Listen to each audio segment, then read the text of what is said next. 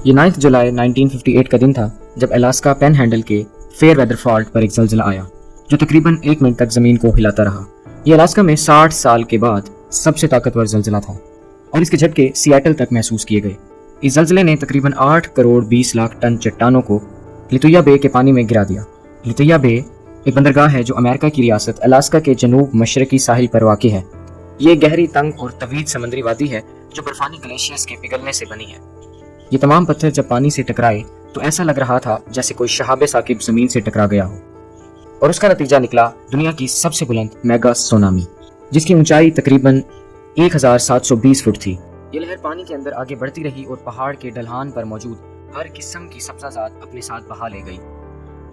ये बला अपनी राह में आने वाली हर चीज़ तबाह कर गई। इस दौरान एक आदमी और उसका बेटा उस बै में एक कश्ती पर सवार थे।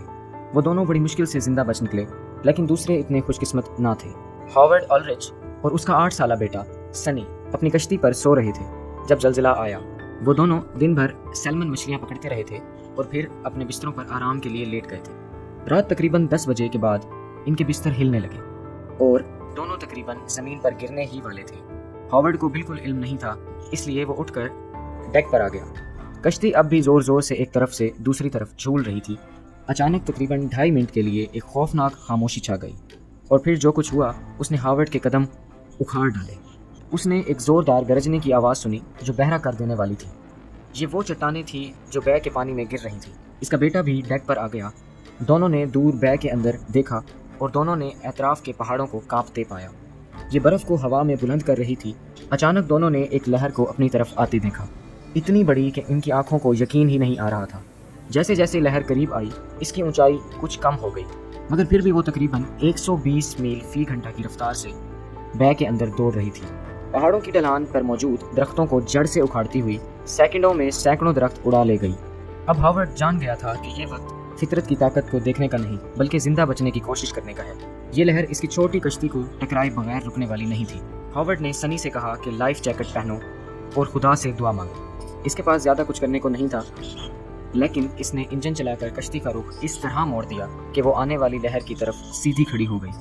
अगर वो ऐसा ना करता तो दोनों शायद जिंदा ना बच पाते। हॉवर्ड ने कश्ती के लंगर को नीचे फेंक दिया और रेडियो पर उसके आखिरी अल्फाज ये थे, मेडे मेडे। ये हॉवर्ड है लुथिया बे से। यहाँ क़यामत टूट पड़ी है। मेरा ख्याल है हमारा वक्त आ गया है। अलविदा। जब लहर इतनी करीब पहुंची कि हॉवर्ड उसकी असल शक्ल देख सके तो वो 1720 फुट की थी, लेकिन जब करीब पहुंची तो कम होकर सिर्फ 100 फीट की रह गई। जब वो आखिरकार उन तक पहुंची तो सिर्फ 75 फुट ऊंची थी, लेकिन इतनी थी कि लंगर की जंजीर को ऐसे तोड़ दे जैसे कोई धागे की डोर हो। कश्ती लहर के साथ ऊपर उठ गई आसमान की तरफ, इतनी कुव्वत से कि हॉवर्ड को यकीन हो गया कश्ती जमीन पर जाकर टुकड़े टुकड़े हो जाएगी। मगर ऐसा नहीं हुआ। जब वो लहर की चोटी के ऊपर पहुंच गए तब भी खतरा खत्म नहीं हुआ, क्योंकि नीचे पानी मलबे और टूटे हुए दरख्तों से भरा हुआ था जो लहर अपने साथ ले आई थी। वो दोनों अभी भी खतरे से बाहर नहीं निकले थे और उन्हें मालूम भी नहीं था कि दूसरे भी खतरे में हैं। बदकिस्मती से सब लोग हॉवर्ड और सनी की तरह खुशकिस्मत ना थे और मेगा सुनामी पर सवार होकर बच ना सके। कुछ को ये लहर निगल गई। उस तारीखी दिन बे में 2 कश्तियाँ और भी मौजूद थी। एक कश्ती बैजर जिसकी मलकियत बिल और वाइस वानसन के पास थी, और दूसरी कश्ती सैनमोर जिस पर एक जोड़ा ऑरवेल और मिकी वैगनर्स मौजूद थे। ये दोनों जोड़े दरअसल दोस्त भी थे और हादसे से पहले एक दूसरे को हाथ हिलाकर सलाम भी किया था। जब बिल स्वानसन ने अपनी कश्ती को हिलते हुए महसूस किया तो वो भी उठकर देखने लगा कि क्या हो रहा है।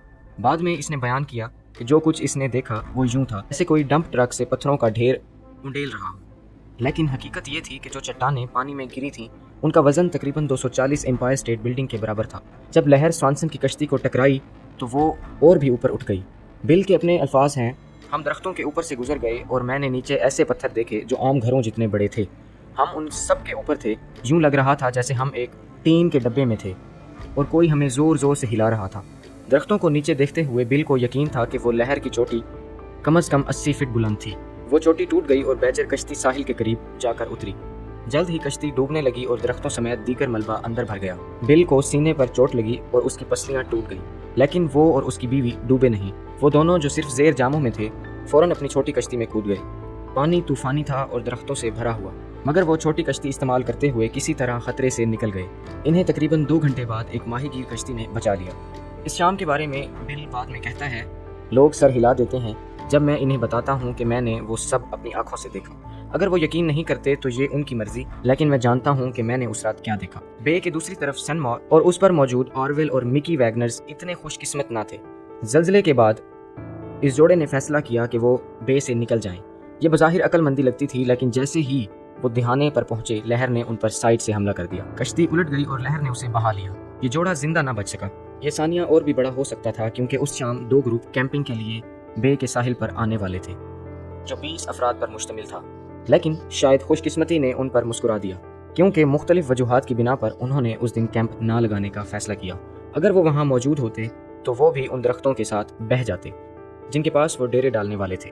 ہاورڈ اور سنی نے مچھلیاں پکڑنا نہیں چھوڑا، اگرچہ 1 سال بعد ہاورڈ نے کمرشل ماہی گیری سے ریٹائرمنٹ لے لی۔ بیل اور وئی نے بھی اپنی چوٹوں سے نجات پا لی، لیکن وئی نے کہا کہ وہ دوبارہ کبھی کشتی میں نہیں بیٹھے گی۔ خیر بل البتہ کشتی چلاتا رہا اور 26 مئی 1962 کو یعنی حادثے کے تقریباً 4 سال بعد وہ اپنی کشتی سینٹ نکولس کے ساتھ دوبارہ لتویا بے میں لوٹا۔ یہ پہلا موقع تھا جب وہ حادثے کے بعد وہاں واپس آیا تھا۔ یہ شخص جو اب 50 سال کا تھا اور صحت مند تھا، جیسے ہی بے کے دہانے سے اندر داخل ہوا اسے زبردست دل کا دورہ پڑا اور وہ چل بسا۔ یوں لگتا تھا جیسے وہ لہر بالآخر اسے بھی لے گئی۔ یہ تھی کہانی الاسکا کے سب سے بڑے میگا سونامی کی۔